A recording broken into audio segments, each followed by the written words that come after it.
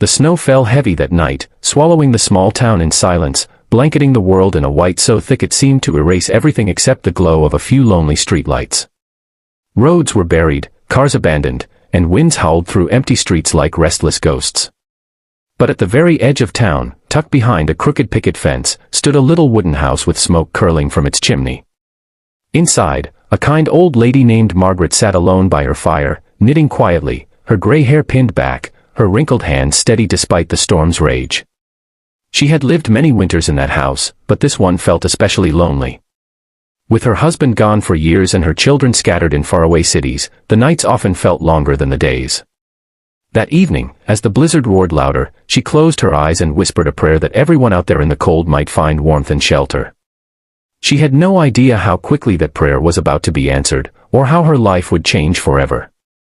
Before we dive deeper into this story, if you believe in kindness, second chances, and the power of compassion, please take a moment to like this video, share it with your friends, comment below what kindness means to you, and don't forget to subscribe to Kindness Corner so we can keep bringing you stories that warm the heart. The knock came suddenly, rattling the old door so hard Margaret nearly dropped her knitting. She hesitated, her heart racing. At her age, unannounced visitors in the middle of the night, during a storm like this, were almost unheard of. She shuffled to the door, clutching her shawl tightly, and when she opened it, the sight before her made her gasp.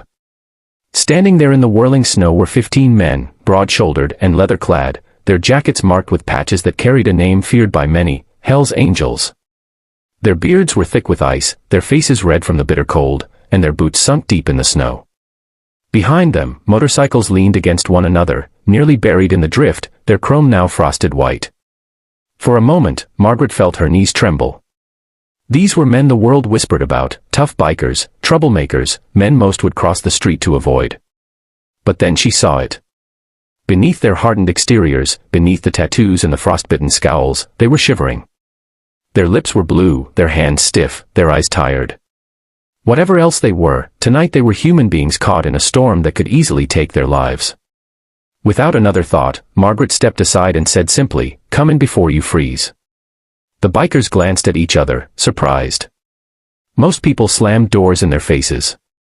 Yet here was a frail woman, no taller than their shoulders, opening her warm home to them without hesitation. They filed in one by one, stomping snow from their boots, their presence filling the tiny house until it seemed to groan beneath the weight of leather and steel. Margaret's living room, once quiet and lonely, now pulsed with the heat of 15 bodies thawing beside her fireplace. Margaret didn't waste time. She hurried to the kitchen, pulling out whatever food she could find, bread, canned soup, leftover stew from her dinner. It wasn't much, but she served it with a smile, bustling around her kitchen as though she had expected this company all along.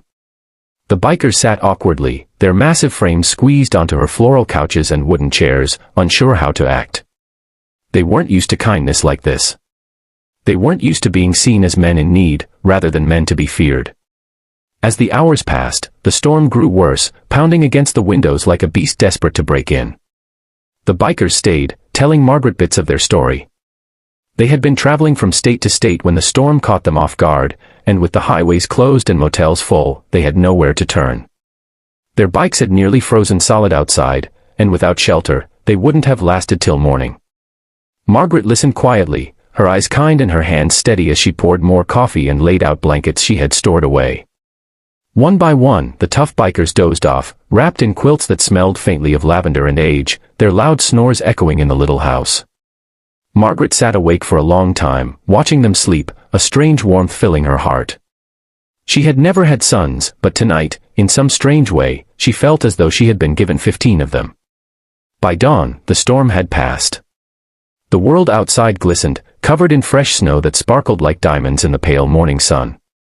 The bikers rose slowly, stretching, rubbing their eyes, and thanking Margaret in their gruff voices. They ate a simple breakfast she had prepared, scrambled eggs, toast, and coffee, and when they finally stepped outside, they found their bikes half buried but still intact.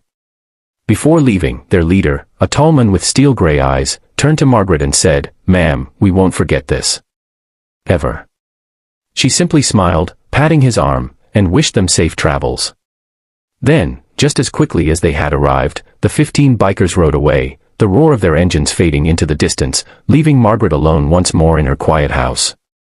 She thought that would be the end of it. Just a strange, beautiful memory of one snowy night when her house became a haven for those the world called dangerous. But Margaret had no idea that kindness never fades, it echoes, multiplies, and comes back when you least expect it. The very next morning, just as Margaret was feeding the birds in her snowy yard, she heard a sound that made her stop in her tracks. It was faint at first, like distant thunder rolling across the hills. Then it grew louder. The ground seemed to tremble. Margaret clutched her shawl and stepped closer to the fence, her heart racing. Down the long road leading to her house, she saw them, bikes. Not 10. Not 20. But one after another, stretching as far as the eye could see. 100 motorcycles, their engines roaring, their riders wearing the same leather jackets with the same insignia. They pulled up slowly, lining both sides of the street until Margaret's little house was surrounded, the air thick with the scent of gasoline and snow. Neighbors peeked nervously from their windows, unsure of what was happening, but Margaret just stood there, speechless, tears welling in her eyes. From the front of the line, the tall leader dismounted his bike, walking toward her with something in his hand. He smiled, not the kind of smile that hides mischief, but one that carried respect and gratitude. He handed her a bouquet of fresh flowers, though in the dead of winter, it must have been nearly impossible to find them. "We told the brothers what you did for us," he said. "Word spread. You gave us shelter when no one else would. We don't forget things like that." And then Margaret saw it. From the backs of their bikes, they unloaded bags of groceries, stacks of firewood, and boxes filled with warm clothes, blankets, and supplies. Some even carried tools to repair her fence, to shovel her driveway, to fix the squeaky hinge on her porch door. For hours they worked, filling her little house and yard with the hum of life. Her home, once so quiet, now rang with laughter, the clink of tools, and the rumble of motorcycles. She hadn't felt this alive in years. That day, Margaret realized something powerful: kindness has a ripple effect. What she had given freely, without expectation, had returned 100-fold. In a world that often seemed cold and divided, she had discovered that even the hardest hearts could be softened by compassion. The Hell's Angels, men often branded as dangerous, showed a side few ever got to see, a side that remembered gratitude, loyalty, and honor. As the sun began to set, the bikers gathered in front of her yard, engines revving in unison, a thunderous salute to the woman who had opened her door when the storm threatened their lives. Margaret stood on her porch, her eyes shining with tears, waving as they rode off one by one, the roar echoing through the snowy valley until silence returned once more. But her house would never feel empty again. She knew that somewhere out there, she had family now, family on two wheels, bound not by blood but by kindness. If this story touched your heart and reminded you of the power of compassion, please like this video, share it with others who need hope, and subscribe to Kindness Corner so we can continue spreading stories that prove kindness can change the world. And before we close, I'd love to hear from you. Would you have opened the door that night? Comment below and let's talk about the courage it takes to choose kindness, even when the world tells us to be afraid. Margaret's story is not just about one snowy night. It is about the truth that kindness is never wasted. It plants seeds that bloom in unexpected ways. Sometimes, all it takes is a warm fire, a simple meal, and a door left open in the storm to change not just 15 lives, but 100, or maybe more. And in the quiet of her little house, as she sat by the fire that night, Margaret smiled, knowing she was never truly alone again.